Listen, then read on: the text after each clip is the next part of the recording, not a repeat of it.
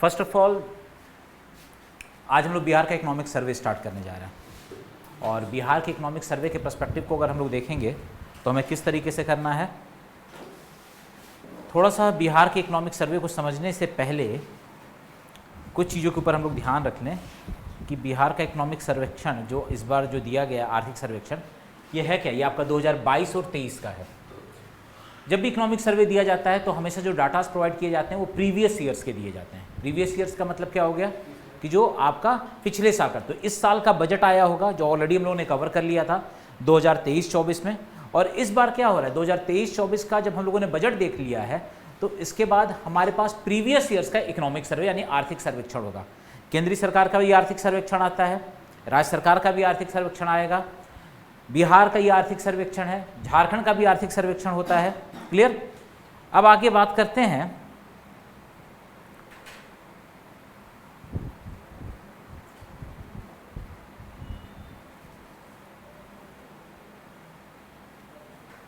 प्रस्तुत किसने किया, क्या नाम आ रहा है, विजय कुमार चौधरी। ये आपके क्या है वित्त मंत्री। कब किया, 27 फरवरी 2023। ये डेट याद रखिएगा क्योंकि उसके एक दिन बाद क्या आया था, बजट। अब अगर देखा जाए तो बिहार के इकोनॉमिक सर्वे को इस बार अगर हम लोग ध्यान से देखेंगे तो टोटल 14 चैप्टर्स हैं, पूरा का पूरा 14 चैप्टर्स हैं। प्रीलिम्स पॉइंट ऑफ व्यू से तो इंपॉर्टेंट है ही, मेंस पॉइंट ऑफ व्यू से ज़्यादा इंपॉर्टेंट है। ठीक है, जब मेंस के पर्सपेक्टिव से पढ़ेंगे तो इसको डिटेल में सेक्शन वाइज हर एक चीज़ को डील करेंगे, लेकिन जब भी आपके लिए प्रीलिम्स पॉइंट ऑफ व्यू से देखा जाए तो आपका सबसे इंपॉर्टेंट हो जाता है आपका पहला चैप्टर। तो कुछ ऐसे चैप्टर हैं जो बहुत इंपॉर्टेंट हैं जो आपको पढ़ना होगा प्रीलिम्स पॉइंट ऑफ व्यू से, जिसमें सबसे पहला चैप्टर आता है जैसे बिहार की अर्थव्यवस्था एक अवलोकन। ठीक है, टोटल 7 फ्रेगमेंटेशंस में इसको डिवाइड किया गया है। पहला जैसे बिहार की अर्थव्यवस्था में कितनी वृद्धि हुई है, प्रति व्यक्ति निवल राज्य घरेलू उत्पाद की तुलना, इस तरह से कुछ 7 कंपोनेंट्स में इसको डिवाइड किया गया है। तो अपने आप में टोटल कितने चैप्टर हैं आपके इकोनॉमिक सर्वे में, 14 चैप्टर, जिसमें पहला चैप्टर है बिहार की अर्थव्यवस्था। अब बिहार की अर्थव्यवस्था के बाद दूसरा अगर देखा जाए जो सेकंड चैप्टर कौन सा है, डेट इज राज्य की वित्त व्यवस्था। ये अपने आप में प्रीलिम्स पॉइंट ऑफ व्यू से भी बहुत इंपॉर्टेंट चैप्टर है। सारे चैप्टर इंपॉर्टेंट नहीं है लेकिन प्रीलिम्स पॉइंट ऑफ व्यू से ये बहुत ज्यादा इंपॉर्टेंट है। इसके बाद देखा जाए तीसरा चैप्टर है डेट इज द कृषि एग्रीकल्चर। एग्रीकल्चर एक स्पेसिफिक सेक्टर के रूप में पिछले कुछ समय में ज्योग्राफी के पर्सपेक्टिव में भी पूछा जा रहा है। ठीक है, यहाँ पर पूरा आपकी इस जो आपका भूमि में जो सुधार हुए हैं पिछले कुछ समय के अंदर में, उन सब चीज़ों के ऊपर फोकस किया गया है। एग्रीकल्चर के पैटर्न में क्या बदलाव किया गया है, इन सब के रिगार्डिंग इसमें डाटाज अवेलेबल किए गए हैं। तो तीसरा चैप्टर है आपका कृषि और उसका सहवर्ती क्षेत्र यानी कि agriculture and allied sector. Clear.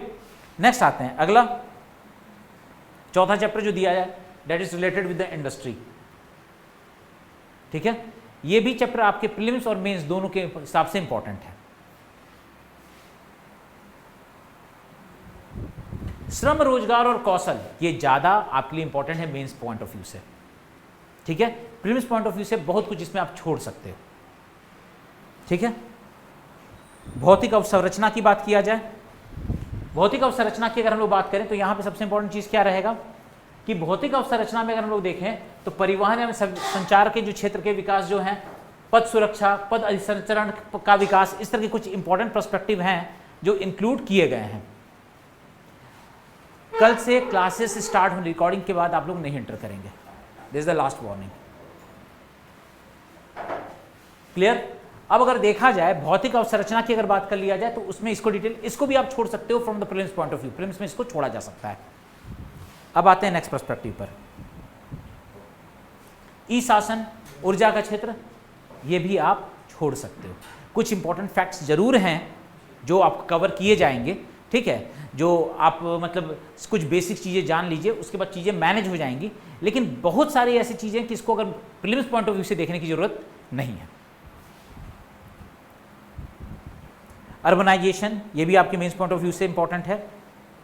Banking और सहवर्ती क्षेत्र छोड़ा जा सकता है, बहुत ज़्यादा उसमें है नहीं, कुछ स्पेसिफिक फैक्ट्स हैं। ह्यूमन डेवलपमेंट, इसको जरूर फोकस करना है, ये आप प्रीलिम्स पॉइंट ऑफ व्यू में भी जरूर देखेंगे। बाल विकास और लास्ट वन इज क्या, पर्यावरण और जलवायु परिवर्तन। यानी कि टोटल 14 चैप्टर्स में अगर मैं बोलूं कि प्रीलिम्स में कौन कौन से चैप्टर्स आपके लिए इंपॉर्टेंट हो जाते हैं जो आपको देख करके जाने चाहिए, सबसे most important chapter is the first chapter, इसको तो देखना होगा और इसका एक एक लाइन इंपॉर्टेंट है। तो आप लोग से कि ये रिक्वेस्ट रहेगी कि अगर आप जब एग्जामिनेशन हॉल में बैठेंगे तो एटलीस्ट पहला चैप्टर जो है वो पूरी तरह से कंप्लीट कवर करेंगे। दूसरे पे हम लोग आते हैं। दूसरा क्या है, आपकी वित्त व्यवस्था। जब आपने इस बार का बजट देख रखा है तो इसकी समझ अपने आप आ जाएगी। तो आपको कुछ स्पेसिफिक फैक्ट्स समझना है, यानी कि पिछले साल का जो बजट जो दिया गया था उस बजट से एक इसका तुलनात्मक अध्ययन करना है और कुछ नहीं। तो एक ये जरूर देखेंगे, ये इंपॉर्टेंट हो जाता है, प्रीलिम्स पॉइंट ऑफ व्यू से ये भी इंपॉर्टेंट हो जाता है। एग्रीकल्चर में कुछ भाग है जो आपको कवर करना है, जिसे मैंने ऑलरेडी आपके बजट सेशन में कवर करवा दिया था, ठीक है, तो वो ऑलरेडी हो चुका है। नेक्स्ट हम लोग आते हैं आपके इंडस्ट्रीज, इससे कुछ इंपॉर्टेंट फैक्ट्स होते हैं। तो अगर हम लोग देखें कि फोकस करना है तो हमारा सबसे इंपॉर्टेंट फोकस जो रहेगा वो आपके फर्स्ट चैप्टर पे। अच्छा, थोड़ा सा डिफरेंसेस हैं इसमें। बिहार का इकोनॉमिक सर्वे आपके सेंट्रल लेवल के इकोनॉमिक सर्वे से थोड़ा सा डिफरेंट है। जैसे सेंट्रल लेवल में अगर देखा जाए, जब यूनियन अपना जो इकोनॉमिक सर्वे देता है तो उसमें आपका जो पहला चैप्टर देता है तो उसमें हर एक चैप्टर का आउटलुक दे देता है, लेकिन बिहार ने हर एक चैप्टर का आउटलुक नहीं दिया है। इसलिए पहला चैप्टर, जैसे मैं हमेशा बोलता हूँ कि जब आप यूपीएससी का एग्जामिनेशन देने जा रहे हैं तो एटलीस्ट इकोनॉमिक सर्वे का पहला चैप्टर जरूर पढ़ के जाइए, बोलता हूँ ना, क्योंकि उसमें बाकी जो बचे हुए 10-12 जो चैप्टर्स होते हैं उनका आउटलुक दे देता है, उससे जो इंपॉर्टेंट पार्ट्स होते हैं उसको डाल देता है। बिहार के साथ ये नहीं, बिहार ने सिर्फ 7 टॉपिक्स को इसमें कवर किया फर्स्ट चैप्टर में, इसलिए आपको बाकी सब चैप्टर्स के कुछ पार्ट जो है, फैक्चुअल पार्ट जो हैं, जो कवर करने होंगे। तो बिहार का इकोनॉमिक सर्वे पढ़ते समय आपकी जो इंस्टीट्यूशंस के ऊपर जो है डिपेंडेंसी ज़्यादा बढ़ जाती है, जबकि सेंट्रल लेवल पे अगर आप देखेंगे, यूनियन का अगर देखेंगे बजट देखेंगे और यूनियन का इकोनॉमिक सर्वे देखेंगे, तो वहाँ पर अगर हम लोग देखेंगे तो वहाँ पर एक चीज़ हमें ये नज़र आएगा कि आप फर्स्ट चैप्टर अपने आप अगर समझ लेते हो तो बाकी पूरे इकोनॉमिक सर्वे का पूरा डिटेल आपको क्लियर हो जाता है। आपको ये जरूर समझ में आ जाएगा कि पूरे के पूरे जो उस साल का इकोनॉमिक सर्वे उसमें दिया क्या है। लेकिन बिहार जो है उसका पहला चैप्टर पूरे के पूरे पार्ट को कवर नहीं कर रहा, ठीक है। तो चलिए अब आते हैं हम लोग कवर क्या करने वाले। सबसे पहले बिहार का पहला चैप्टर हम लोग देखने जा रहे हैं जो इंपॉर्टेंट है। 2021 यानी कि 2021-22 की अर्थव्यवस्था को दिखाया गया है। पुराना फैक्ट पढ़ चुके हैं, आने वाले बजट में हम लोगों ने 15% से ज़्यादा की उम्मीद की है ना। कितना किया, 15.24 कि 74, एक बार देख लेंगे फैक्ट। मोर देन 15% हम लोगों ने वहाँ पर किया है। तो 15% से ऊपर का हम लोग देख रहे हैं कि बजट आपका जो है दिखाता है कि हमें अगले साल जो है हमारा इकोनॉमिक ग्रोथ जो है 15% से ऊपर जाने वाला है। लेकिन प्रीवियस ईयर्स में हुआ क्या, 2021-22 में अगर हम लोग देखते हैं तो हमारी वृद्धि दर जो रही है 10.98% रही है, ठीक है। ध्यान से समझने वाले पॉइंट ये है कि बिहार इस 10.98, जिसे मैं लगभग 11% मान लेता हूँ, इस 11% के साथ, लेकिन आप लोग डाटा जो प्रीलिम्स में 10.98 याद रखेंगे, 11% याद नहीं रखिएगा। तो ये जो आपका जो 11% के आसपास की जो ग्रोथ रेट रही है 10.98 की अगर हम लोग बात करें, तो मात्र पूरे नेशनल लेवल पर देखा जाए सिर्फ मात्र 2 स्टेट हैं, एक आंध्र प्रदेश और दूसरा आपका राजस्थान। यही 2 राज्य हैं जो आपके बिहार से ज़्यादा तेज समृद्धि दर रखे हैं पिछले आपके 2021-22 के दौरान, और उन दोनों का ग्रोथ रेट 11% से ज़्यादा है। क्लियर हो रहा है, 11% से ज़्यादा है। तो आपके काम की चीज़ ये रही कि 10.98 ये एक इंपॉर्टेंट फैक्ट है, ये अपने दिमाग में रखिएगा। इसके बाद दूसरे पे आते हैं। नेशनल लेवल पर जो हमारा रहा है भारत की अर्थव्यवस्था का, देखा जाए ये अपने आप में सेकंड इंपॉर्टेंट फैक्ट होने जा रहा है, दैट इज 8.68। भारत का जो आपका समृद्धि दर रहा है पिछले 2021-22 के दौरान, वो क्या रहा है, डेट इज 8.68%। तो इतना तो समझ में आ रहा है कि 8.68% अगर है तो आप बड़े आराम से माइनस करके देख सकते हैं 2.30% के करीब जो है ज़्यादा ग्रोथ रेट रही है बिहार की as compared to national average. जो राष्ट्र का जो औसत समृद्धि दर है यानी कि ग्रोथ रेट है, उस ग्रोथ रेट से क्या कहा जाए, बिहार का ग्रोथ रेट ज़्यादा है, 10.98% का नजर आ रहा है, ठीक है। और अगर इंटरनेशनल लेवल पर देखा जाए तो वो ग्रोथ रेट हार्डली 6% का रहा है, ये हम लोग ऑलरेडी बात कर चुके हैं। सेकंड सबसे इंपॉर्टेंट चीज़ क्या है कि 2021-22 के दौरान जो हम लोग देखते हैं सकल घरेलू राज्य उत्पाद की बात किया जाए, यानी 54.4 हज़ार रुपये रहा है। अच्छा, आप लोग एक और चीज़ की, जैसे इकोनॉमिक सर्वे, अब जैसे बिहार के लिए अगर आप जा रहे हैं, आप प्रीलिम्स का एग्जामिनेशन देने जाएंगे, तो कई बार ऐसा होता है कि आप सारी चीज़ें नहीं पढ़ पाते, पूरी 632 पेज की किताब तो आप पढ़ने नहीं जा रहे हैं, इट्स वेरी क्लियर, इतना सब कुछ पढ़ने के लिए। लेकिन मैं ये आपको ये जरूर बोलूँगा कि 14 जो चैप्टर्स हैं उस चैप्टर से पहले एक सारांश दिया हुआ है, जहाँ से चैप्टर मैं दिखा दूंगा उसको मैं कवर कराऊंगा। इसके अलावा हर एक चैप्टर से पहले एक समरी दिया हुआ है, उसको जरूर कवर करके जाइए, उसको आप कवर करेंगे। क्लियर हो रहा है? चलिए बात आते हैं 15.4 हजार रुपए का बिहार का प्रति व्यक्ति सकल घरेलू राज्य उत्पाद है। क्लियर? और अगर हम बात करें पूरे भारतवर्ष का तो जहां कितना हो रहा है 1.50 लाख, तो लगभग 1/3 के आसपास हैं हम लोग, ये तो क्लियर है। 2021-22 में अब कुछ इंपॉर्टेंट फैक्ट्स और देखना है, वो है ये एक समरी में दे रहा हूं, बाद में हम लोग डिटेल में इसको कवर करेंगे। जब भी हम लोग किसी भी इकोनॉमी के प्रोफाइल की स्टडी करते हैं तो हम लोग उसको 3 सेक्टर में डिवाइड करते हैं। पहला primary sector, second secondary sector, तीसरा टर्सरी, यानी प्राथमिक, द्वितीयक और तृतीयक, ये 3 आपको देखने को मिलते हैं। तो प्राइमरी, सेकेंडरी और टर्सरी को अगर हम लोग बहुत ध्यान से देखें तो यहाँ पे हमें क्या नजर आ रहा है, प्राथमिक क्षेत्र में जो ग्रोथ रेट रही दैट इज द 9.6% नजर आ रहा है, द्वितीयक क्षेत्र में 3.8% और आपकी तृतीय क्षेत्र में 13.3%। ये प्रोफाइल याद रखिएगा, सबसे ज़्यादा आपका समृद्धि दर सेवा के क्षेत्र में है रही है। उसके बाद आपका एग्रीकल्चर में, और सबसे बुरी कंडीशन में कौन सा है आपका इंडस्ट्री। यानी कि अगर अच्छा जब हम प्राथमिकी की बात करते हैं तो उसमें कई सारे कंपोनेंट्स हैं। बिहार में जब प्राथमिकी क्षेत्र की बात की जाती है तो उसमें खनन को इंक्लूड किया जाता है। ठीक है, बात करेंगे इसके ऊपर आगे। ठीक है, इसके अलावा देखा जाए एक सबसे इंपॉर्टेंट चीज है ग्रॉस वैल्यू एडेड, जीवीए। ठीक है, इसी तरह से राज्य का जीवीए होगा, और राज्य के जीवीए की अगर बात किया जाए तो एक सबसे बड़ी चीज नजर आ रहा है कि जो ये ग्रोथ रेट दिखाई दिया गया है, जैसे प्राथमिकी क्षेत्र में 9.6% की, द्वितीय क्षेत्र में 3.8% की, तृतीय क्षेत्र में, यानी कि आपकी जो सेक्टर वाइज समृद्धि दर को अगर हम लोग देखें और उसमें जो चेंजेस हो रहे हैं, उसमें जो बदलाव हो रहे हैं, ठीक है, जो ट्रेंड चला है, उस ट्रेंड्स की वजह से डेफिनेटली आपका इकोनॉमिक प्रोफाइल चेंज होता है। Sector wise economic profile change हुआ है, और सेक्टर वाइज इकोनॉमिक प्रोफाइल में क्या देखने को मिला है कि आपका प्राथमिकी क्षेत्र का भारांश जो है आपकी जीडीपी में, यानी कि ग्रॉस वैल्यू एडिशन की मैं बात करूं, जीवीए की बात करूं, तो उसमें 21.2% क्या हो रहा है, दैट इज 21.2%। और इसके बाद अगर सेकेंडरी सेक्टर में अगर हम लोग देखें तो कितना नजर आ रहा है 18.1, और टर्सरी सेक्टर में 60.7। ये डाटा एग्जैक्ट याद करना है, कह लो कि रोट मेमोराइजेशन, रट्टाफिकेशन, जैसे याद करोगे आपको ये याद करना होगा। एग्रीकल्चर सेक्टर में यह आया है 21.2%, जो कहा जब उससे पिछले साल के इकोनॉमिक सर्वे के डाटा को देखें तो उससे घटा है। वर्ड समझ में आ रहा है? इंडस्ट्रीज में जो 18.1 है वो भी आपका घटा है। पिछले साल अगर देखा जाए तो आपका 21.2% की जगह 21.4% एग्रीकल्चर में था, जो बाकायदा गिरावट देखने को मिली है एग्रीकल्चर सेक्टर में।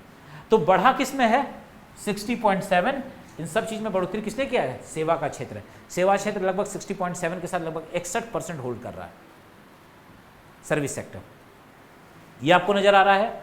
और सबसे लास्ट जो इंपॉर्टेंट अगर हम लोग जो देखते हैं वो क्या नजर आता है, वो ये है कि इन्फ्लेशन रेट, मुद्रास्फीति। राज्य स्तर पर मुद्रास्फीति क्या रही है, तो बिहार में मुद्रास्फीति रही है 9.3%, जो नेशनल लेवल की जो मुद्रास्फीति है 12% से कम है। ये समझ लीजिए कि आपका जो इन्फ्लेशन रेट जो निकाला गया है, ठीक है, तो इन्फ्लेशन रेट की अगर हम लोग बात करें तो इसमें में क्या नजर आ रहा है, नेशनल लेवल पर आपका देखा जाए तो इन्फ्लेशन रेट बढ़ करके आ रहा है 12%, बिहार का कम है। वर्ड समझ में आ रहा है, ऑन द एवरेज। अच्छा, बिहार ज़्यादा ग्रामीण क्षेत्र है, लगभग कहा जाए कि 80% के करीब आबादी जो है बड़े आराम से एग्रीकल्चर सेक्टर में है, ठीक है, अरे सॉरी आपके ग्रामीण क्षेत्र में है। तो अगर कहा जाए ग्रामीण क्षेत्र में अगर गरीबी महंगाई अगर घटा हुआ है तो ऑब्वियस है कि बिहार का इन्फ्लेशन रेट कम आएगा। लेकिन अर्बन सेक्टर में देखा जाए, अर्बन सेक्टर में यानी कि जो शहरी क्षेत्र है बिहार के, वहाँ पे इन्फ्लेशन रेट आपका 12% से ज़्यादा है, 12.2% नज़र आता है। यानी कि नेशनल एवरेज से ज़्यादा है या बराबर है। क्लियर हो रहा है? तो हमारे काम की कुछ चीज़ें इसमें से पहले समरी में निकल गई। अब इसी चीज़ को हम लोग डिटेल में कवर करेंगे। डिटेल में देखेंगे क्या है 2021-22 में भारत अगर बोला जाए बिहार में किसी भी तरह की प्राकृतिक आपदा नहीं है तो इसका प्रभाव अर्थव्यवस्था को मिलना चाहिए। इसका इम्पैक्ट ये हुआ कि हमारी अर्थव्यवस्था 10.98% के स्थिर मूल्य पर बढ़ी है। मैं बोलता हूँ स्थिर मूल्य, स्थिर मूल्य मतलब कांस्टेंट प्राइस पर। कांस्टेंट प्राइस का मतलब हम किस तरह की जीडीपी को निकाल रहे हैं, हम लोग रियल जीडीपी यानी वास्तविक जीडीपी को निकाल रहे हैं।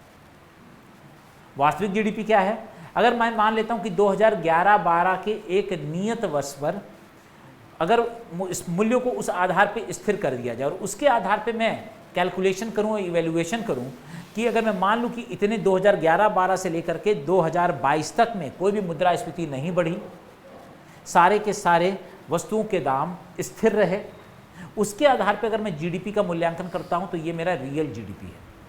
ठीक है? और अब अगर मैं इस रियल जीडीपी यानी वास्तविक जीडीपी यानी कि एक बेस ईयर को आधार, एक आधार वर्ष को लेकर के अगर मैं रियल जीडीपी मेजर करता हूं तो उस पर हमारी ग्रोथ रेट कितनी नजर आ रही है? 10.98%। ठीक है? जबकि राष्ट्रीय अर्थव्यवस्था कितनी रही है? 8.68%। क्लियर हो रहा है? नेशनल एवरेज देखा जाए 8.68%। तो यहाँ पे दो फैक्ट ही अपने आप में इंपॉर्टेंट मिल गया। क्लियर? सबसे पहला राज्य कौन है? ऐसे कौन कौन से राज्य हैं जो बिहार से बेहतर कंडीशन में है? वन इज आंध्र प्रदेश, ठीक है, आप देख लो 11.43% और राजस्थान 11.04%। ठीक है? ये दोनों 11% से है और आपका क्या है? बिहार 11% से जस्ट नीचे है। 10.98 लगभग 11% हम मान सकते हैं, लेकिन इज 10.98। ये ऑलरेडी बात कर लिया गया। पूरे आर्थिक सर्वेक्षण को 14 चैप्टर्स में बांटा गया, जिसके बारे में मैंने डिटेल में पहले ही मैंने बता दिया कि क्या क्या चीज आपको कवर करना है। ये इतना इंपॉर्टेंट नहीं है। अब आते हैं एक और इंपॉर्टेंट फैक्ट जिससे क्वेश्चन पूछा जाएगा। 2011 का सेंसस, क्योंकि अभी तक कोई अगला सेंसस तो हुआ नहीं, तो उस सेंसस को ही आधार मान करके चलें तो बिहार की जनसंख्या लगभग 10.41 करोड़ 2011 के सेंसस पर है। अगर मैं 2011 का सेंसस को आधार मान करके चलूं तो 10.41% है और ये पूरी की पूरी भारत की आबादी जो 1 अरब 21 करोड़ के आसपास है उसकी आबादी का लगभग 8.6% है। लेकिन अभी जो है आपका जो एक बिहार में अगर देखा जाए, अच्छा एक पॉपुलेशन डेंसिटी भी देख लीजिए, दैट इज इंडिया की पॉपुलेशन डेंसिटी कितनी है? 420, यानी कि 1 किलोमीटर स्क्वायर के एरिया में 420 लोग रहते हैं। क्लियर? तो अगर मैं इसको मान के चलूं तो उसके कंपेयर में बिहार का कितना आ रहा है? 1106। ये सब पुराने फैक्ट हैं, आज भी कारगर है, आज भी वैल्यूएबल है। आज भी आपको याद रहना चाहिए कि बिहार की पॉपुलेशन डेंसिटी कितनी है, ठीक है, नेशनल पॉपुलेशन डेंसिटी कितनी है, बिहार की आबादी कितनी है 10.41 करोड़, ये याद रहना चाहिए आपके 2011 के सेंसस के आधार पर। और ये पूरे देश का कितना है? 8.6%। ये फैक्ट ऐसे ही याद रहना होगा। These are the important facts, इससे क्वेश्चंस आएंगे। अब अगर देखा जाए 10 की वृद्धि भी उतनी ही इंपॉर्टेंट है। जहां पर राष्ट्रीय स्तर पर 10 की वृद्धि जो है यानी कि एक डिकेड के अंदर में जो ग्रोथ रेट देखा जाए दैट इज 17.6%। यानी कि पूरे भारतवर्ष की बात की जाए, भारतवर्ष अपने 10 साल के पीरियड को अगर देखें तो 10 साल के पीरियड में लगभग 17.6% आबादी बढ़ा देता है, लेकिन बिहार वहीं पर कितना बढ़ाता है? 25.1%। ठीक है? क्यों? क्योंकि टोटल फर्टिलिटी रेट जो नेशनल एवरेज का जो चाहिए उससे ज़्यादा है। नेशनल एवरेज क्या है? 2 से नीचे आ चुका है, 1.9 के आसपास आ चुका है टोटल फर्टिलिटी रेट। ठीक है? लेकिन अभी बिहार का अभी भी 2.3 2.4 के आसपास है। क्लियर? ये देख लिया जाए। इसके बाद हम लोग एक चीज और देखें कि 2022 में जो जनसंख्या आयोग द्वारा, राष्ट्रीय जनसंख्या आयोग द्वारा जो अनुमान लगाया गया है, अनुमान है, एस्टिमेटेड है, दैट इज 12.49 करोड़। यानी कि मान के चलो कि इतनी आबादी और मतलब 12.49 था, पहले क्या था आपका 10.41, अब इतनी बढ़ चुकी है। ठीक है? फर्दर मतलब एक ऑस्ट्रेलिया हम लोगों ने और एड ऑन कर लिया है बिहार में। ठीक है? अगर ऑस्ट्रेलिया की आबादी 2 करोड़ है तो। ठीक? अब अगर देखते हैं 2011-12, 2007 से 22 में, 2017 से 22 में, 2017 से 22 में तब 5 साल की बात की जा रही है। 5 साल के अंदर में 2017 से 2022 के बीच में अगर हम इस चीज़ को कैलकुलेट करें कि वास्तव में बिहार का ग्रोथ रेट कैसा रहा, उनका जीडीपी कैसा रहा, इस चीज का अगर आकलन करते हैं तो हमें पता है क्या, कंपाउंड एनुअल ग्रोथ रेट कहा जाता है। क्या बोलते हैं, CAGR, compound annual growth rate.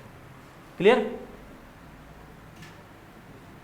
ठीक है, तो ये कंपाउंड एनुअल ग्रोथ रेट को अगर हम लोग बहुत ध्यान से देखें तो इसमें हमें क्या नजर आ रहा है कि इसको अगर हम लोग देखें तो पिछले 2011-12 के स्थिर मूल्य पर, यानी कि हम लोग बेस ईयर क्या मान रहे हैं, 2011-12 स्थिर मूल्य का मतलब हम किस तरह की जीडीपी का इवैल्यूएशन कर रहे हैं, वास्तविक जीडीपी, वास्तविक ग्रॉस स्टेट डोमेस्टिक प्रोडक्शन की बात कर रहे हैं, यानी कि रियल जीएसडीपी की बात कर रहे हैं। उसको अगर किया जाए तो उसकी ग्रोथ रेट कितनी नजर आ रही है, दैट इज 4.6%। अपने आप में इंपॉर्टेंट है ये फैक्ट। इसमें वही लाइन कलर किए गए हैं जो आपके एग्जामिनेशन से इंपॉर्टेंट है।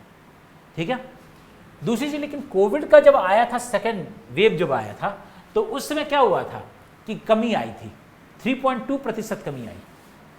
ठीक है, इसके बाद अगर देखा जाए तो ऑलमोस्ट जो है अगर इस वही एक गिरावट आपको नजर आती है उसी एक साल के अंदर में, जो 2020-21 का जो सेकंड वेव आता है, उसके बाद देखा जाए तो ग्रोथ रेट लगभग 4.6। अगर 5 सालों का हम लोग इवेल्युएशन करें तो हर साल ग्रोथ रेट बढ़ा ही है। ठीक है, उसी साल एक गिरावट नजर आती है, और नहीं तो कंपाउंड एनुअल ग्रोथ रेट अगर हम लोग देखें तो डेट इज 4.6% के आसपास, यानी कि इस दर से बढ़ रही है। ठीक है, अब एक वर्ड आता है शक्ति प्राप्त कार्य समूह। ठीक है, क्या है ये, EAG। ठीक है, ये क्या है, 8 एक्शन ग्रुप, मतलब अगर हम लोग बात करें 8 राज्यों का एक संकलन किया गया है, जो पूरे भारत की अगर बात की जाए तो उसकी लगभग 45% जनसंख्या का नेतृत्व या प्रतिनिधित्व करती है। इसमें 8 राज्य हैं। ठीक है, जो कहा जाए कि कुछ पिछड़े हुए राज्य हैं, जिसमें मुख्य रूप से पिछड़े हुए राज्य हैं। ये 8 राज्य कौन कौन से हैं उनका एक आकलन कर लेते हैं।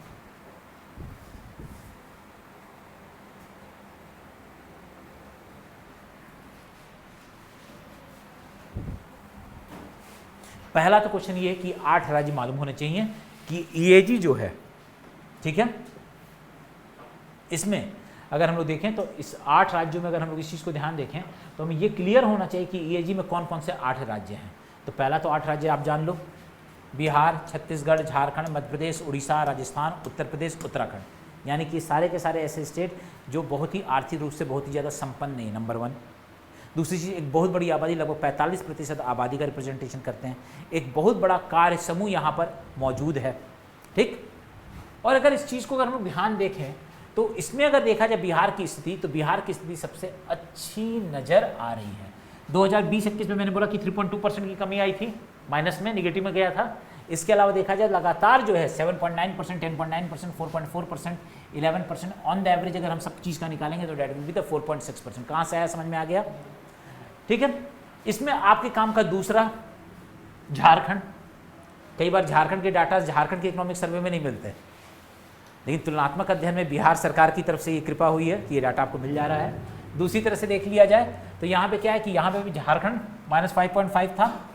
यहाँ पे देखा जाए ग्रोथ रेट काफ़ी कम है बिहार के कंपेयर में, जहाँ पे 4.6 है, यहाँ पे 1.9 है। ये 8 राज्यों में देखा जाए तो मध्य प्रदेश को छोड़ दिया जाए, 5 साल का कंपाउंड एनुअल ग्रोथ रेट में बात करूँ, किसका, 5 साल का कंपाउंड एनुअल ग्रोथ रेट अगर मैं देखूँ तो मध्य प्रदेश को छोड़ दिया जाए तो आपका बिहार दूसरा स्थान रखता है, किसमें, EAG में।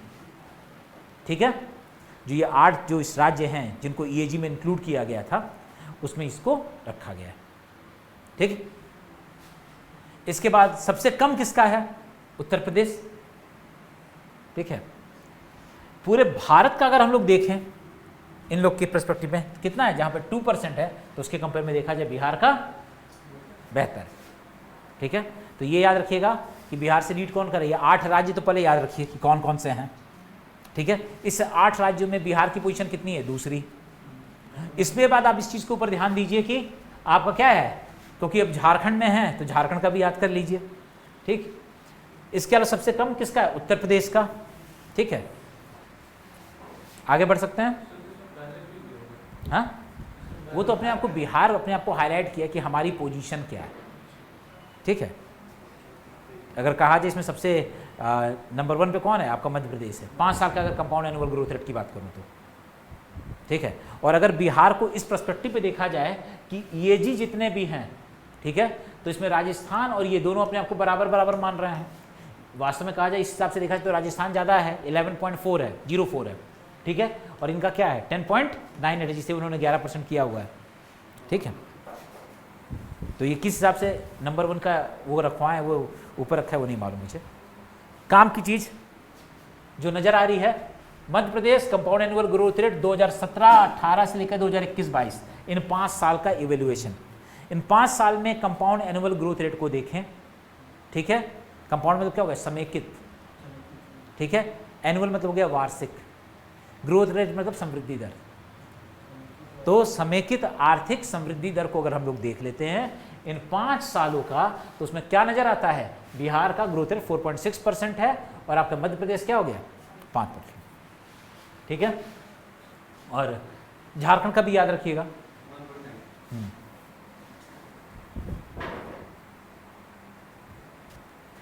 काम का सबसे इंपॉर्टेंट आंकड़ा कहां से मिलने वाला है? बिहार राज्य का सकल घरेलू उत्पाद जो कहा लिया जाए और प्रति व्यक्ति आय को मेंशन किया गया है।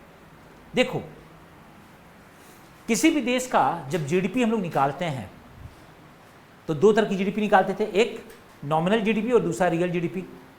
नॉमिनल जीडीपी उस साल का एक तुलनात्मक अध्ययन किया जाता था, रियल जीडीपी किसी एक आधार वर्ष को मान के किया जाता था, ठीक है।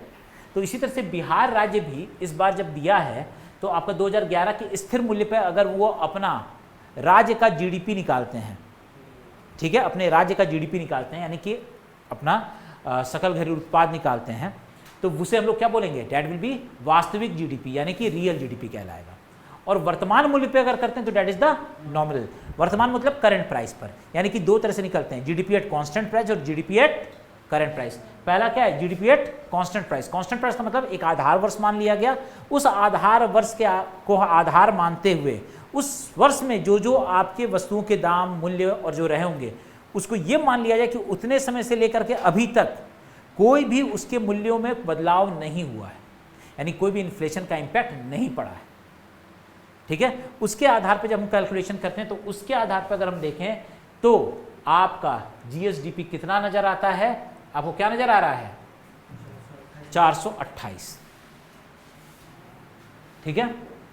और अगर आपको यानी कि 428,000 करोड़ रुपए का आपको यह नजर आता है, और इसी चीज पे वर्तमान मूल्य पे देखा जाए तो कितना नजर आता है? 675.45।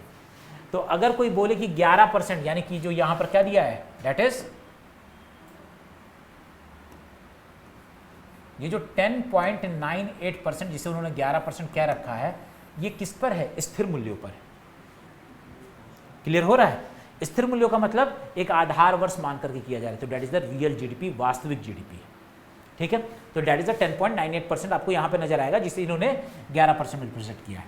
लेकिन अगर नॉमिनल जीडीपी की बात करूं, यानी कि नामांकित सकल घरेलू उत्पाद की बात करूं, तो उसमें अगर हम लोग बात को इसको ध्यान में रखेंगे तो यहां पे हमें क्या मिलता है? डेट इज 15% के, ठीक। तो क्लियर हो गया।